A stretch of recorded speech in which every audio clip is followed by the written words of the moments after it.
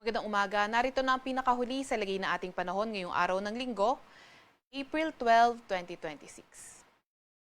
Narito ang ating pinakahuling satellite image kung saan may minomonitor nga tayong bagyo sa labas ng ating Philippine Area of Responsibility. Ito si Typhoon Sinlaku.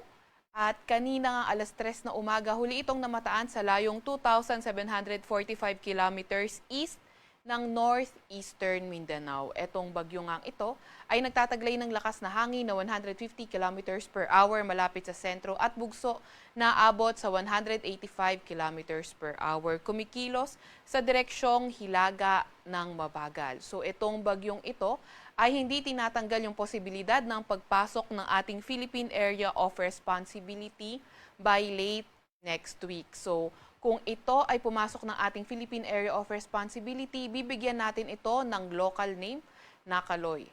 Gayunpaman, nakikita nga rin natin na mababa naman yung tsansa na ito ay maglandfall sa landmass ng ating bansa. At wala naman tayong nakikitang direktang epekto nito sa kahit na anong parte ng ating bansa. Gayunpaman, patuloy pa rin tayong mag-antabay sa mga ilalabas na update ng Pag-asa.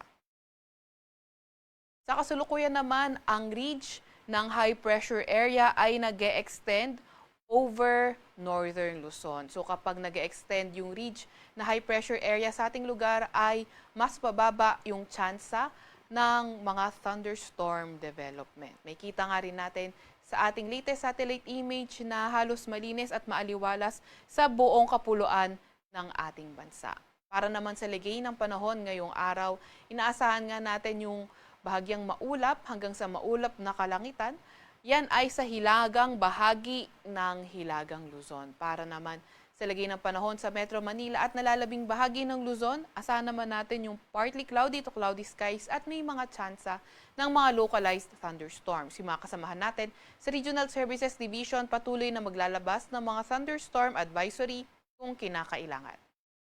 Agwat ng temperatura ngayong araw sa Metro Manila ay 26 to 34 degrees Celsius. 17 to 25 degrees Celsius sa may Baguio, 24 to 32 degrees Celsius sa may Lawag, 24 to 36 degrees Celsius sa may Tugigaraw, 22 to 32 degrees Celsius sa may Tagaytay, at 24 to 33 degrees Celsius naman sa may Legazpi. Agwat naman ng temperatura ngayong araw sa Puerto Princesa at Calayan Islands ay 26 to 34 degrees Celsius. Para naman sa lagay ng panahon sa Visayas at Mindanao, asahan nga rin natin, fair weather condition pa rin pero may mga tsansa ng mga thunderstorms pagdating ng hapon hanggang sa gabi. Agwat ng temperatura ngayong araw sa Cebu ay 26 to 32 degrees Celsius, 27 to 32 degrees Celsius sa Iloilo at 25 to 32 degrees Celsius sa may Tacloban. Agwat naman ng temperatura sa may Zamboanga at Davao ay 25 to 34 degrees Celsius. 25 to 31 degrees Celsius naman sa may Cagayan de Oro. Update naman sa heat index, kahapon nga naitala ang 39 to 41 degrees Celsius na heat index sa Metro Manila.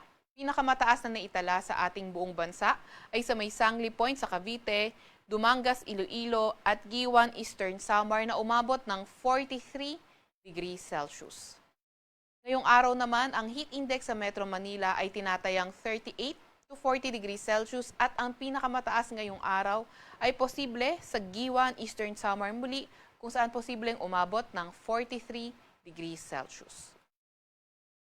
Para naman sa lagay ng ating karagatan, wala pa rin tayong gale warning sa kahit na anong dagat baybayin ng ating bansa. Sa Kalakhang, Maynila, ang araw ay sisikat ng 5:45 ng umaga at lulubog ng 6:10 ng gabi. Huwag magpapahuli sa update ng Pag-asa. I-follow at i-like ka aming X at Facebook account, DOST-Pag-asa. Mag-subscribe sa aming YouTube channel, DOST-Pag-asa Weather Report. At para sa mas detalyadong impormasyon, bisitahin ang aming websites, pag-asa.dost.gov.ph at panahon.gov.ph. At yan nga po muna ang pinakahuli sa lagay na ating panahon. Mula sa Weather Forecasting Center ng Pag-asa, Veronica C. Torres, nag-uulat.